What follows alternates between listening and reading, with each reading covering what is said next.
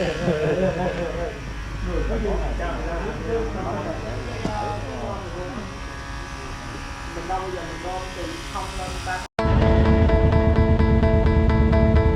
the beginning,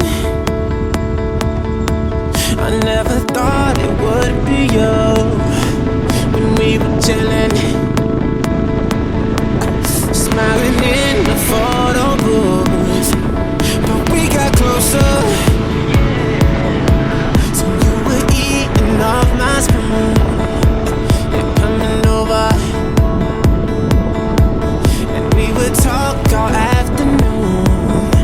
Tonight we'll just get drunk, disturb the peace, find your hands all over me, and then you bite your lip, whisper and say we're going all the way tonight. Sao? Bạn xếp chứ trong tháng đó như thế nào? Hồi đó anh lớp 5, lớp 6 vậy. Là không biết bơi đúng không? Biết bơi nhưng mà thủy điện nó lên á. Xong rồi nó xuồng nó vậy. Xong anh có 2 thằng kia nó bơi qua được bờ bên kia rồi, nhưng mà nó mệt quá, nó chụt rút với ông, chân nó đau rồi mà anh nhảy qua, xong rồi anh nhắm vô cái chân nó, anh chụp ngay cái chân chụt rút của nó luôn. Wow, kịch tính vãi. This could be perfect, yeah, but we won't know unless we try. I know you're nervous. Mang lại sự sống và màu xanh cho cả một vùng.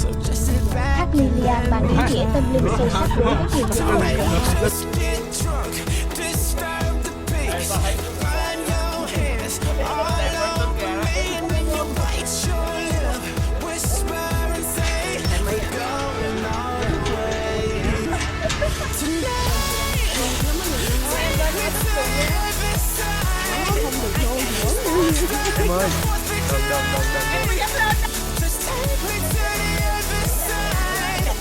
I see you looking at me, and I know we're friends anymore. If we walk down slow, we'll be lost for sure. So tonight,